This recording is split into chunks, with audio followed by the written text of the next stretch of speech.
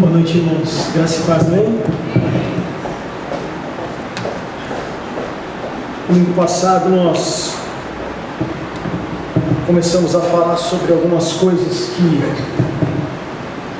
talvez Jesus nunca tivesse. Seria melhor se Jesus nunca tivesse dito, facilitaria muito a nossa vida. Eu li um texto de Jesus em Lucas, onde ele fala sobre o cálculo que nós deveríamos fazer antes de tomarmos a decisão de servi-los. Ele fala, calcule o custo, e ele usa a analogia de um prédio, de uma construção. Falou, se alguém quiser construir alguma coisa e não calcular direitinho quanto vai gastar para construir, fica complicado. Por isso, certifique-se do custo. E servir a Jesus não é fácil, irmãos. Se por algum momento na tua cabeça, ou se você em algum momento aí pensou que servir a Jesus vai te trazer qualquer benefício pessoal, financeiro, tudo mais, nós estamos um pouco equivocados. O benefício pessoal que te traz servir a Jesus é você ser livre de todo pecado, é você ser perdoado, é você ser livre, é você não ter dívida nenhuma, é você ter a esperança de que um dia nós vamos morar com Deus lá no lugar, ter uma esperança eterna. Esses são os benefícios de servir a Jesus, irmãos. Qualquer outra coisa, qualquer promessa de melhora financeira, qualquer promessa de vitória que não trate da liberdade que nós temos de servir a Jesus, porque o inferno foi arrancado de nós, porque o pecado já não faz parte da nossa vida, isso sim é correto, isso sim é benefício de servir a Jesus. Agora todo o resto é mentira, todo o resto, em algum momento você foi enganado. E eu queria que você abrisse comigo nessa noite em Mateus 5 também, mas agora no versículo 29.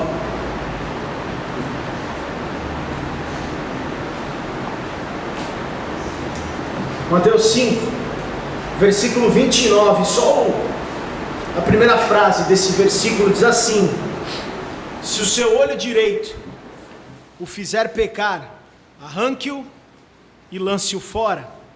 Vou ler novamente, Mateus 5, versículo 29, a parte A. Se o seu olho direito o fizer pecar, arranque-o e lance-o fora.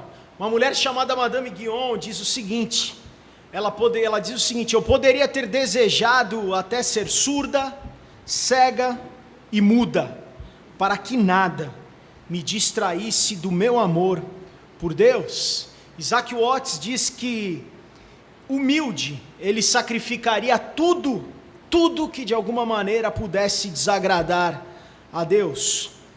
Se pecar, irmãos, talvez fosse enfiar um garfo numa tomada elétrica, né? Talvez nós não teríamos problemas, mas na verdade o pecado é algo que vem e nos parece muitas vezes prazeroso. O pecado vem como uma coisa deliciosa para nós e de alguma maneira atiça as nossas luxúrias mais vis. O pecado na verdade nos corteja diariamente, e como se um som agradável, sedoso, acetinoso pudesse estar ressonando nos nossos ouvidos diariamente. É interessante, irmãos, que os nossos olhos gostam de apreciar aquilo que nós não deveríamos apreciar. Nossos ouvidos gostam de dar atenção, de ouvir aquilo que nós não deveríamos dar atenção. Nossas mãos gostam de afagar o que não deveríamos tocar. Nossos pés são ágeis para nos levar até o destino do desejo. Pecado faz parte da nossa vida, da nossa natureza. Pecado veio no chip. E o que Jesus então queria dizer sobre arrancar um olho? Será que a intenção de Jesus era que eu e você realmente pudéssemos estar nessa noite sem um olho, sem um braço, sem alguma parte do nosso corpo? Um cara conhecido no século XV, chamado William Tyndale, ele publicou a Bíblia na versão inglesa, e quando ele fez isso, a Bíblia foi impossibilitada, foi negado. O governo da Inglaterra não queria que a Bíblia fosse colocada em circulação, porque eles tinham medo de que as pessoas arrancassem os seus olhos e cortassem os seus braços. Outro cara que viveu no século II, que teve uma grande relevância para o Evangelho, chamado Orígenes, ele levou tão a sério o mandamento de Jesus, que ele tomou literalmente as palavras de Jesus e se castrou. O martírio para esse cara era o modo mais sublime de provar a fé em Cristo. Um pouquinho mais recente, Agostinho, conhecido como Santo Agostinho, ele tomou medidas drásticas, não como Orígenes, mas para Agostinho, o olho dele, aquilo que ele precisava retirar era qualquer contato sozinho com mulheres. Então ele tomou uma medida drástica e ele estipulou que ele nunca ficaria só com nenhuma mulher, mesmo se fosse a sua irmã, sua mãe, nenhuma mulher. Ele decidiu fazer isso. Talvez nós olhando a história de Agostinho, a história de Orígenes, nós podemos pensar que tenham sido planos fanáticos, planos radicais. O problema, irmãos, na minha concepção é que nós não entendemos muito bem o pecado. E não entendemos também a nós mesmos, nossos limites. Sempre achamos que somos fortes. Sempre achamos que cair, irmãos, escorregar, pecar não é uma opção para nós. Aceitamos muitas vezes mais um gole, aceitamos muitas vezes mais uma conversa, mais uma andada, entrar naquele caminho que você não deve entrar. Talvez alguns tenham levado na história do cristianismo a coisa longe demais, como Orígenes. Mas é interessante, irmãos, pensar que hoje nós vemos os crentes hoje achar que o pecado não é tão importante, a fuga do pecado não é tão importante. Achamos que pecar faz parte do cristianismo, até para que a graça de Deus seja abundante nas nossas vidas, então nós pecamos. Que é o contrário que diz Paulo para nós. Se eu devo então continuar pecando para que a graça de Deus abunde? Não, eu fujo disso. Irmãos, o maior exemplo que nós tivemos, é claro que foi Jesus. E se Jesus tivesse pecado somente uma vez, somente um pequeno deslize, irmãos, em toda a vida de Jesus, talvez a morte sangrenta de Jesus naquela cruz não teria nenhum sentido. Jesus tinha de ser um sacrifício imaculado, sem mancha, para que ele tomasse sobre si a ira do Pai, e que pudesse suportar essa ira. Nada menos do que essa perfeição teria sido suficiente para que o meu e o seu pecado tivesse sido levado naquela cruz.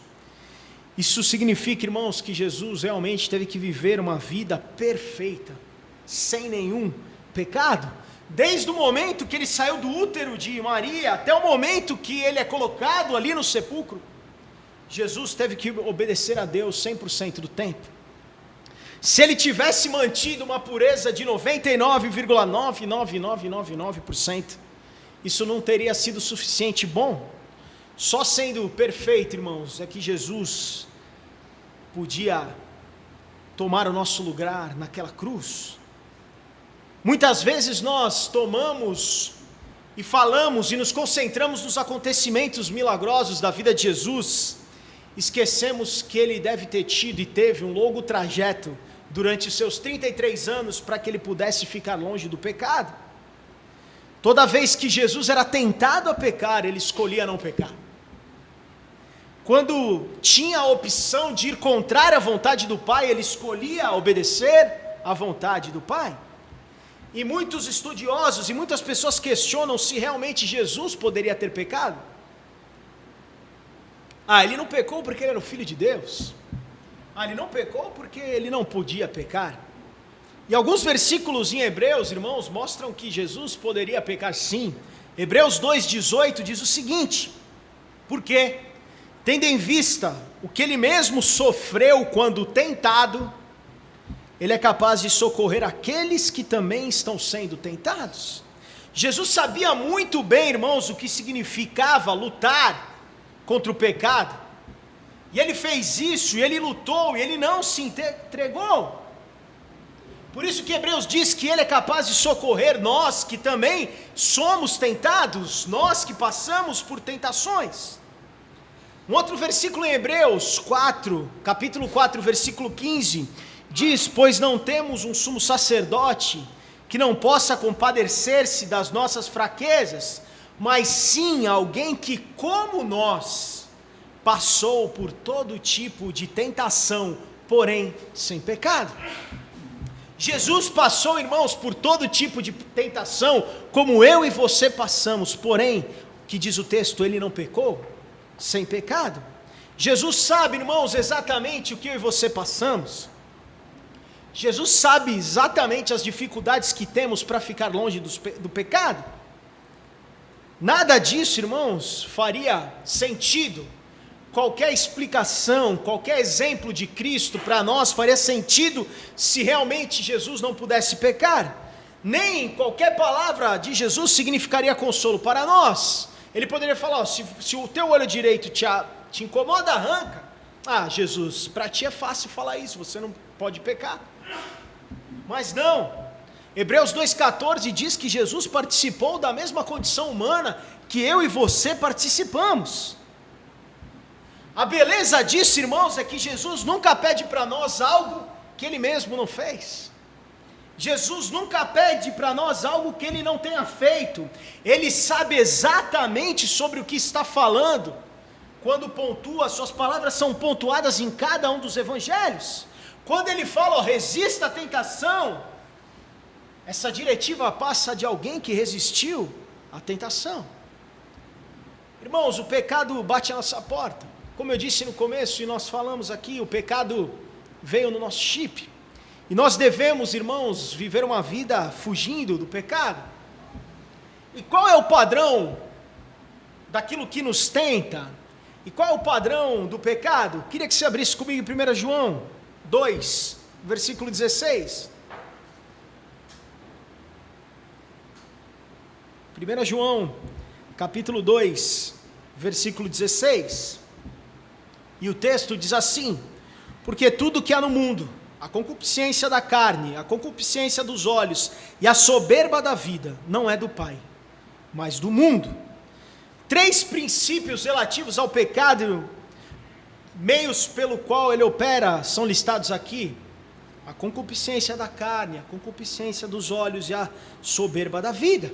Se nós pegarmos, irmãos, 2 exemplos, o primeiro deles lá com Adão e Eva, no jardim do Éden, onde a serpente fez um jogo de palavras envolvendo Eva, enquanto Adão estava quietinho assistindo.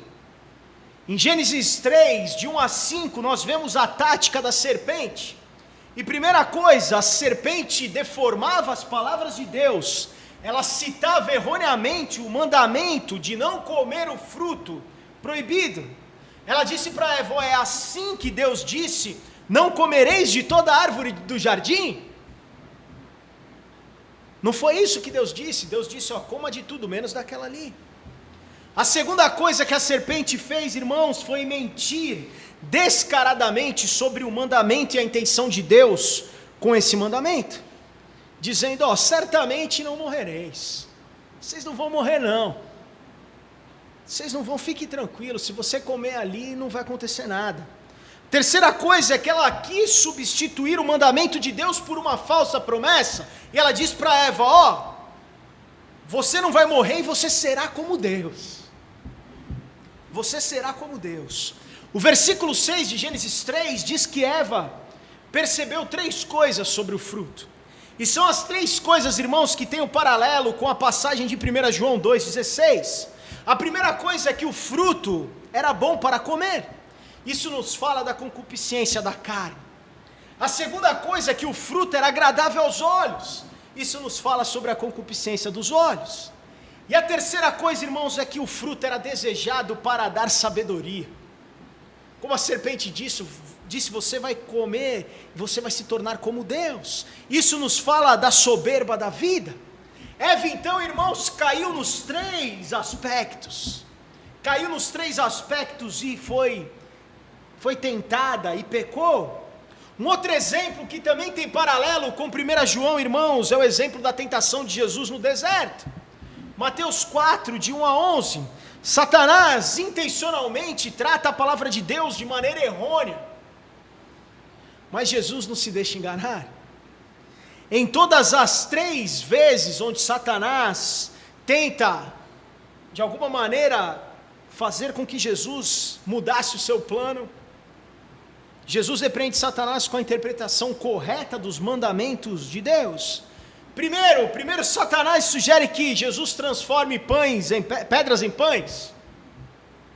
Isso depois de Jesus ter jejuado 40 dias, Jesus estava com fome. Isso fala da concupiscência da carne. Transforme essas pedras em pães, coma, se alimente. A segunda coisa, depois Satanás propôs que Jesus se jogasse do ponto mais alto do templo, de cuja queda fatídica ele seria guardado milagrosamente pelos anjos.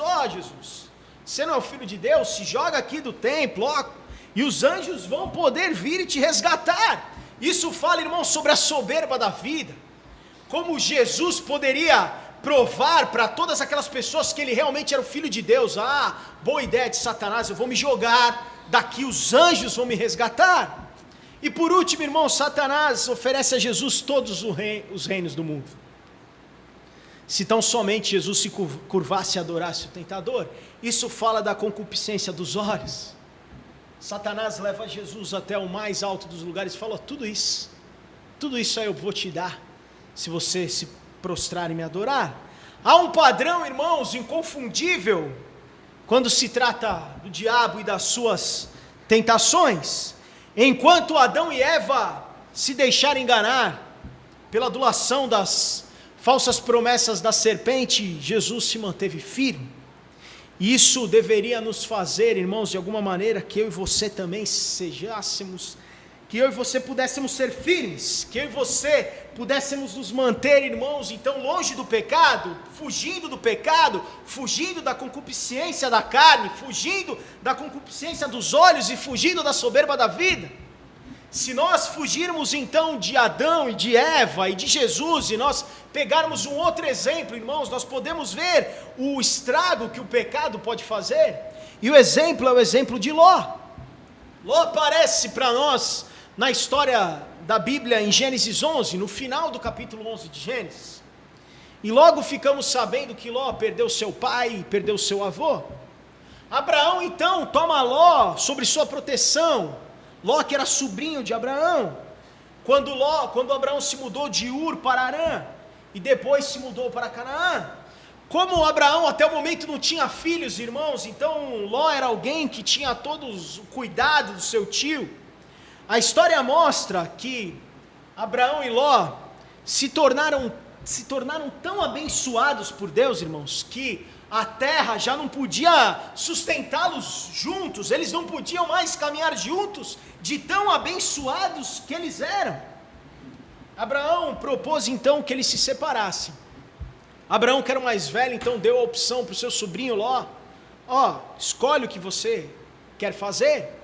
Gênesis 13, versículo 10 diz assim: olhou então Ló e viu todo o vale do Jordão, todo ele bem irrigado, até Zoar.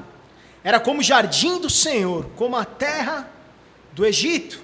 Versículo 12 de Gênesis 13 diz: Abraão ficou na terra de Canaã, mas Ló mudou seu acampamento para um lugar próximo a Sodoma, entre as cidades do vale. Ló foi morar em Sodoma, irmãos. E quando Ló faz essa escolha, Sodoma já era um lugar mau. Sodoma já tinha fama de ser um lugar mau. No capítulo 18 de Gênesis, versículo 20, diz o seguinte: porquanto o clamor de Sodoma e Gomorra se tem multiplicado, e porquanto seu pecado se tem agravado muito. Ló já estava então morando em Sodoma, e o pecado de Sodoma se agravou muito. Você conhece essa história? A situação se complica em Sodoma, tanto que Deus resolve destruir aquela cidade. E Ló, irmãos, Ló é salvo somente pelo clamor de Abraão, somente pela consideração de Deus por Abraão. Em Gênesis 19, 29, diz o seguinte: quando Deus arrasou as cidades da planície, lembrou-se de Abraão e tirou Ló do meio da catástrofe que destruiu as cidades onde Ló vivia. Apesar dos avisos, irmãos, dos anjos para Ló, Ló não queria sair de lá. Ele resiste muito, a ponto de os anjos terem que tirá-lo à força da cidade. No final da vida de Ló, irmãos, nós vemos um homem abençoado. Nós vemos que Ló, junto com seu tio Abraão, a terra não poderia suportá-los por tão abençoados que ele era. Nós vemos Ló finalizar a sua vida morando em uma caverna. Ló perde tudo que ele tinha, porque em um determinado momento a concupiscência dos olhos falou mais alto, e ele escolheu o lugar do pecado. 2 Pedro 2, versículos 6 a 8, o autor fala um pouquinho sobre Sodoma e Gomorra e sobre Ló. O texto diz o seguinte: também condenou as cidades de Sodoma e Gomorra, reduzindo-as a cinzas, tornando-as exemplo do que acontecerá aos ímpios, mas livrou Ló, homem justo, que se afligia com procedimento libertino dos que não tinham princípios morais, pois vivendo entre eles todos os dias, aquele justo se atormentava em sua alma, justa por causa das maldades que via e ouvia. O autor de 2 Pedro mostra um outro lado de Ló que talvez eu e você não conhecíamos. Ele fala que Ló era justo, o justo Ló. Será que o autor aqui está falando sério? Sobrinho de Abraão que foi vencido pelo pecado, foi vencido pela concupiscência dos olhos.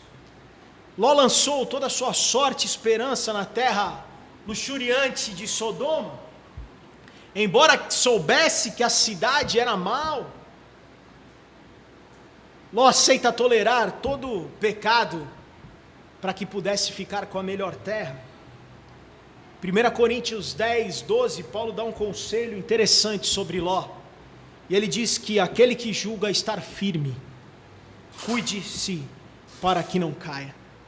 O pecado bate à porta de Ló, irmãos, e ele abre escancaradamente e deixa o monstro do pecado entrar. Muitos de nós hoje somos como Ló.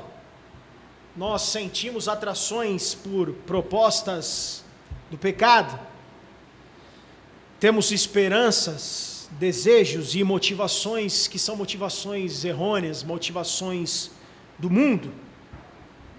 Jesus quer evitar que nós trilhemos o caminho de Ló, irmãos. Em vez de nós flertarmos com o pecado, nós temos que fugir dele. É por isso que o conselho de Jesus é, se for preciso, arranca fora o teu olho. Se é isso que te faz pecar.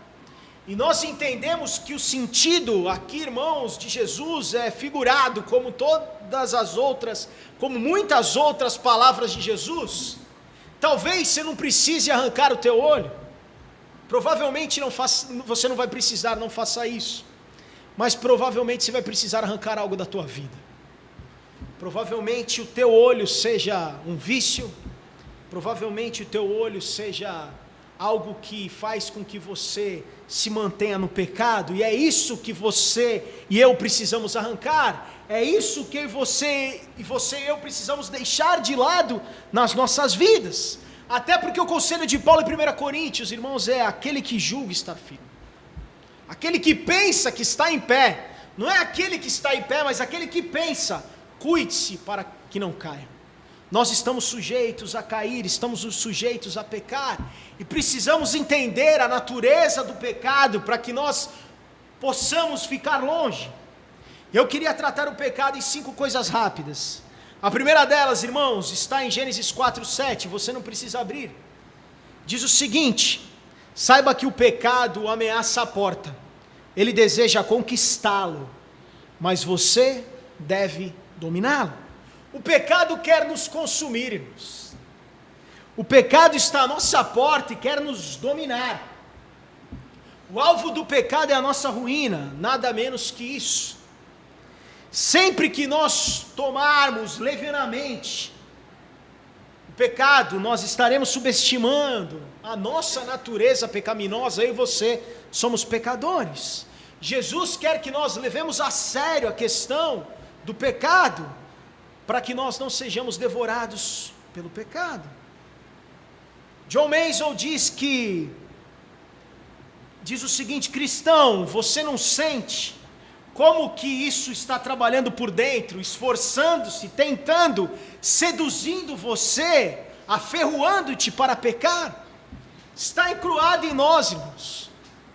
Faz parte da nossa natureza, e esse pecado quer nos consumir, e nós precisamos então, irmãos, arrancar aquilo que pode fazer com que o pecado nos consuma.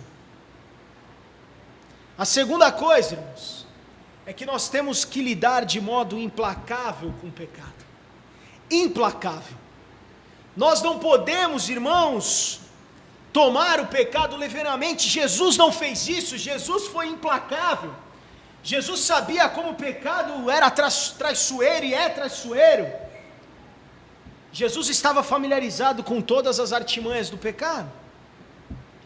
Jesus sabia, irmãos, que se eu e você mimarmos o pecado, se nós resolvermos entrar no jogo do pecado, se nós dermos espaço para o pecado, nós teremos perdido a batalha.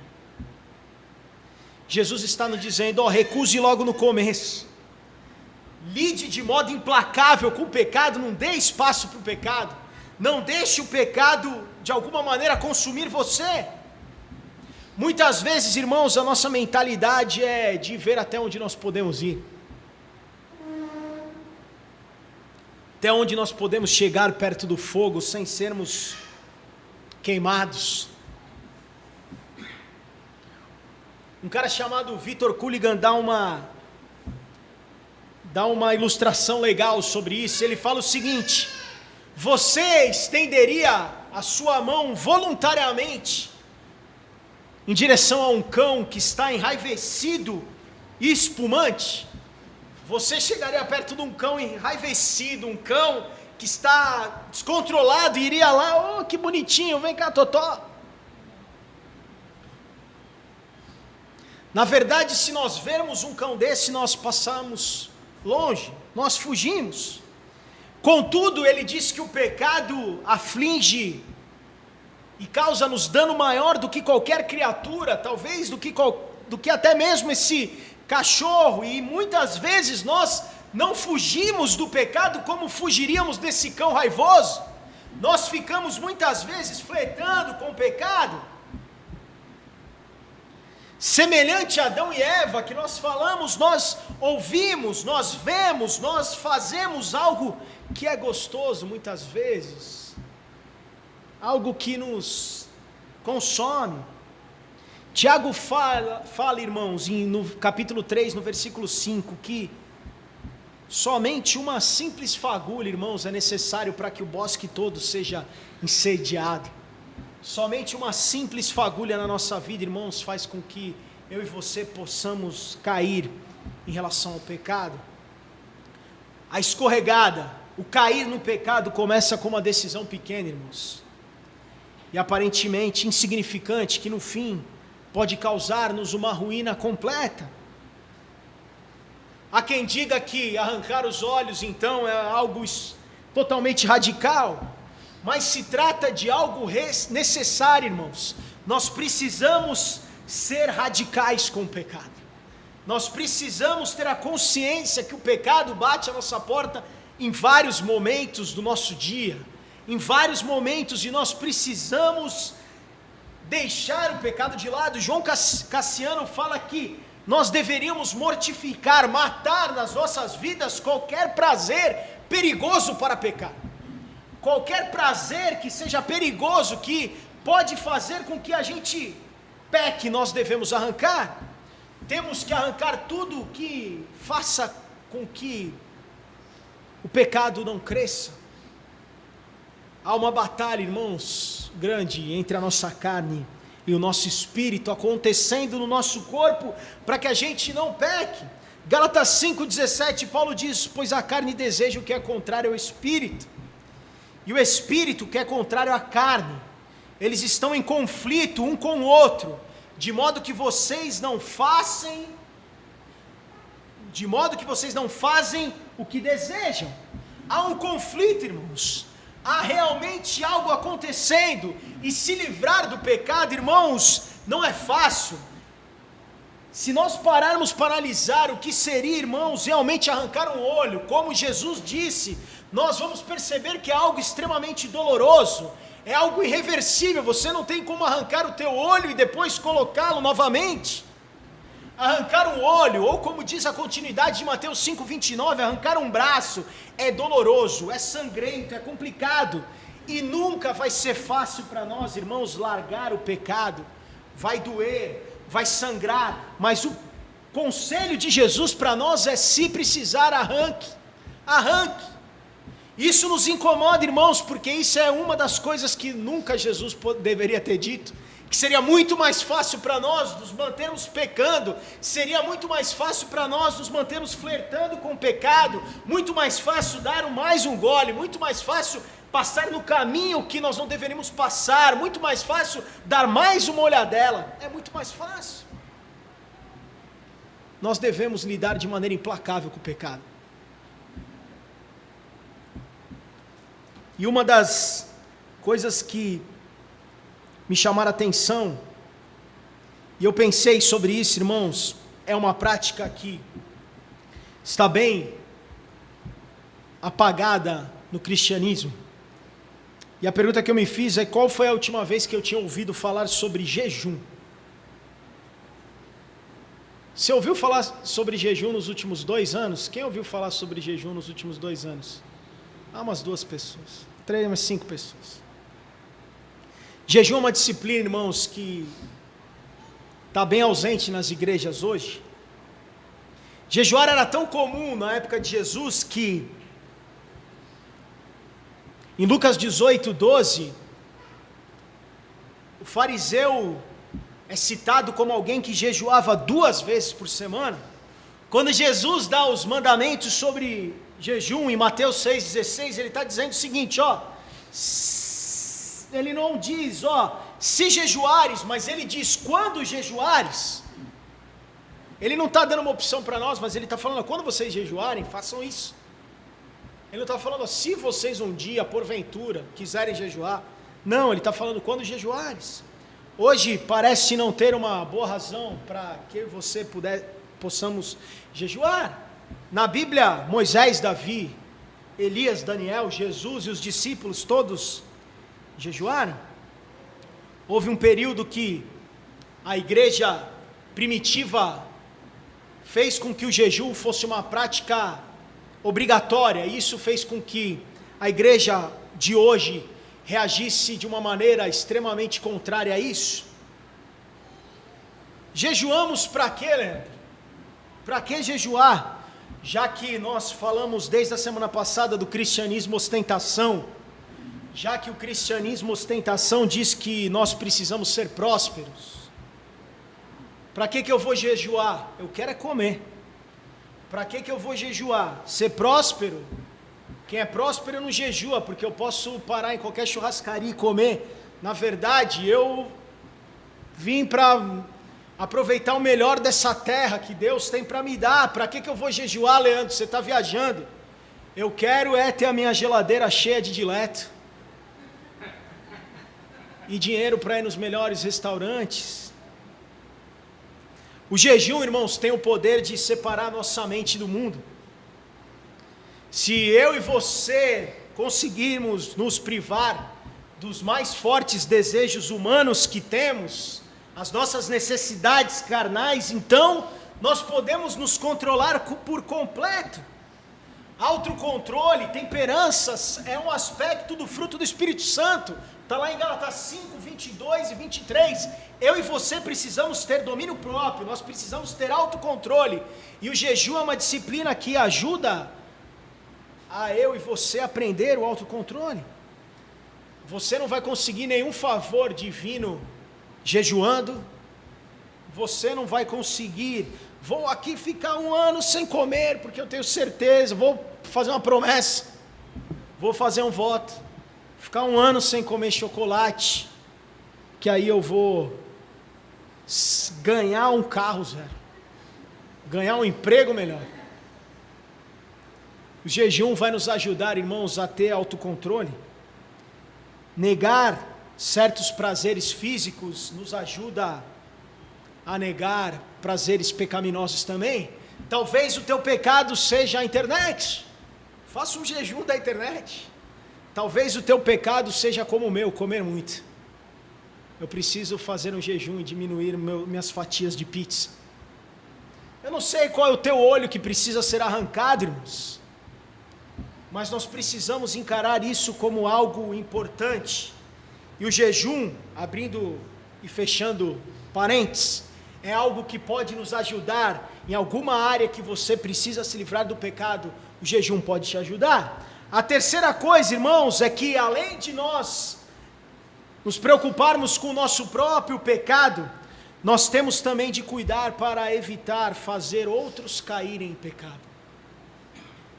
Além de eu, então, Leandro, precisar correr contra o pecado, eu preciso também evitar que o meu irmão não caia em pecado por minha causa. Jesus fala sobre isso em Mateus 18, 8 e 9, Marcos 9, 43 a 47. Nós precisamos nos preocupar e não sermos motivos de outros caírem em pecado. Até porque, irmãos, o nosso chamado, objetivo, uma visão de corporação, nós somos igreja. Nós somos corpo de Cristo, nós formamos um corpo, e se nós formamos um corpo, então, irmãos, nós precisamos nos preocupar uns com os outros. Da mesma maneira que todas as partes do corpo humano trabalham, por exemplo, quando você está doente, para expulsar um vírus do teu corpo, nós como igreja devemos trabalhar juntos para lutar contra o pecado. A Bíblia, o Novo Testamento tem várias citações sobre isso. Efésios 4:2 fala, vocês devem se suportar com amor. Colossenses 3:13, vocês precisam suportar uns aos outros. Romanos 12:10, dediquem-se uns aos outros. Romanos 15:7, aceitem-se uns aos outros. Os que exibem uma fé mais fraca, irmãos, devem ser protegidos e cuidados, não criticados e condenados. Devemos colocar as nossas necessidades e a nossa liberdade depois da necessidade dos outros. Jesus tem palavras duras para aqueles que induzem outros a cair em pecado. Quando nós falamos que devemos amar uns aos outros, nós não podemos então ser pedra de tropeço diante dos nossos irmãos. Precisamos nos preocupar com isso também. A quarta e penúltima coisa, quando caímos, irmãos, quando nós pecamos, eu e você, a culpa é nossa. Deus é justo conosco, e 1 Coríntios 10:13, a Bíblia diz que ninguém é tentado além do que possa suportar. E se você é tentado, irmãos, é porque você pode suportar. Então quando você cai em tentação, a culpa é minha, é sua, é nossa. Quando brincamos então com o pecado, quando decidimos dar-lhe um apoio, estamos agindo como tolos, irmãos. Quantos se tornam alcoólatras por tomarem o primeiro gole? Quantos se tornam viciados em pornografia porque deram uma primeira olhada inofensiva? Vou dar uma olhadinha aqui nesse videozinho que meu amigo me mandou. Tiago 1, 14 e 15 diz, cada um, porém, é tentado pela própria cobiça, sendo por esta arrastado e seduzido. Então a cobiça, tendo engravidado, dá a luz ao pecado, e o pecado, após ter se consumado, gera morte. Comportamento prudente para nós, irmãos, é cortar o mal pela raiz, é arrancar o olho, é arrancar aquilo que faz com que você pequemos. Você precisa fazer uma autoanálise, lendo Mateus 5:29, e ver o que é o teu olho, e arrancar isso, irmãos, arrancar isso da tua vida. Pecar, muitas vezes, é simples, mas muitas vezes não é fácil. Muitas vezes você vai precisar marcar um encontro, muitas vezes você vai precisar acessar o site, muitas vezes você vai precisar pedir mais um copo. Nós podemos evitar o segundo passo, irmãos, se nós tivermos a certeza de que nós precisamos cortar o mal pela raiz. Qualquer coisa referente ao pecado, irmãos, dificulta o nosso relacionamento com Deus. 1 João 3,4 diz que aquele que pratica o pecado transgride a lei. Se nós transgredimos a lei, nós estamos indo contrário a Deus.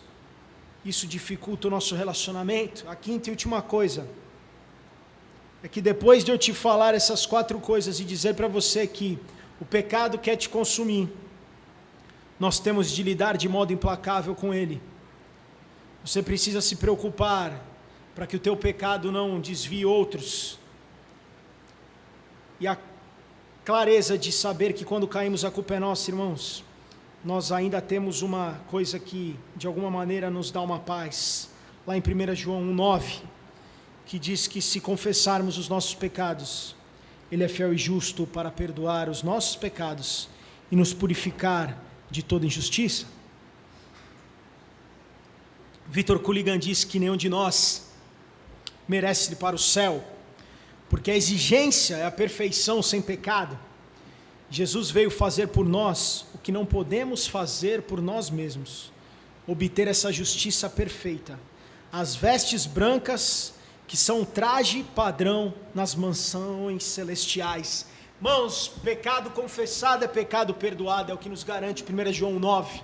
Agora ainda assim, irmãos, nós não podemos continuar no pecado, irmãos. O conselho de Cristo para nós é arranca o olho. Você e eu precisamos arrancar da nossa vida aquilo que nos afasta de Deus, arrancar da nossa vida aquilo que eu e você sabemos que fazemos de errado. Você e eu sabemos o que é errado. E se eu tivesse que te dar uma razão, irmãos, para que você não pecasse, até porque Hebreus 11:25 diz que o pecado é algo que dura um pouquinho de tempo. Você tem um prazer naquele momento, você peca para ter um prazer naquele momento. E se eu tivesse que te dar uma razão para não pecar, a minha razão para não pecar, irmãos, é que nós temos uma alegria maior que o pecado. Nós temos uma alegria maior que o pecado, é a esperança da vida eterna, irmãos. A esperança de termos um relacionamento com Deus. Jesus foi tentado de todas as maneiras, da mesma maneira que eu e você somos tentados, mas Ele não pecou. Ele não caiu em tentação, porque Jesus sabia a alegria que estava proposta para Ele quando Ele voltasse para o Pai. Irmãos, nós temos uma alegria maior que o pecado. O prazer imediato que você tem quando você peca, que eu tenho quando eu peco, que eu tenho quando eu como 8 pedaços de pizza.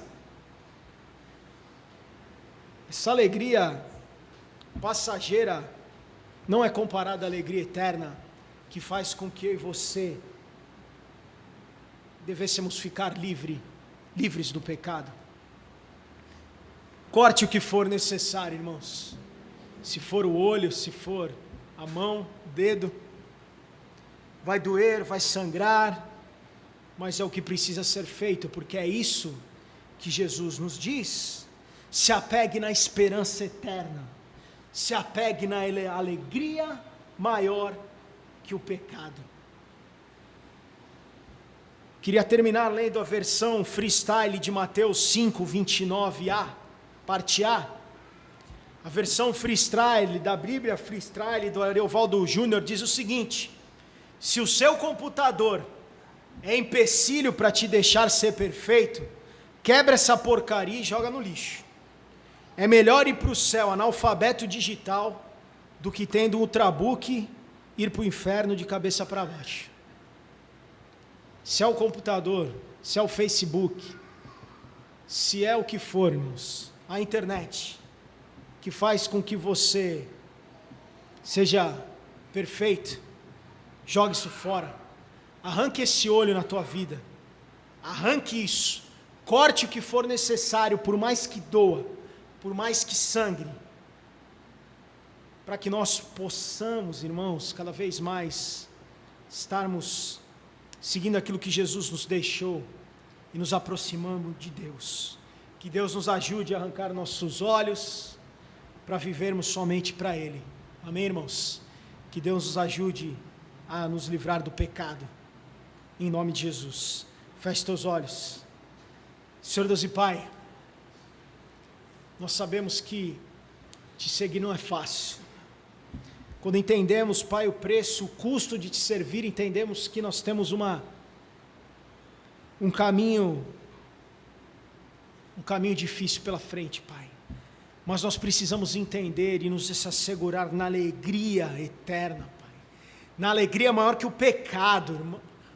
Na alegria maior do que qualquer esperança terrena, na alegria maior do que qualquer coisa dessa terra, Pai. É aquilo que Tu tens prometido para nós, é aquilo, a esperança que temos da vida eterna contigo, a esperança de sermos resgatados, a esperança de morarmos num lugar melhor, Pai. Precisamos nos apegar a essa alegria e ficarmos longe do mal, para que possamos cada vez buscar a estatura de varão perfeitos, Pai. Possamos deixar o pecado de lado, possamos, Pai, arrancar aquilo que precisa ser arrancado, Pai. Precisamos tirar das nossas vidas aquilo que faz com que pequemos, Pai, para a honra e glória do Teu nome, para vivermos para Ti, Pai. Nos ajuda, nos dá força, Pai, faz com que cada um de nós possamos identificar o que são essas coisas, Pai, e possamos arrancá-las, Pai, para vivermos para Ti, em nome de Jesus, que oro agradecido. Amém. Arranca o olho aí, irmão. Se apegue na alegria que é maior do que qualquer pecado.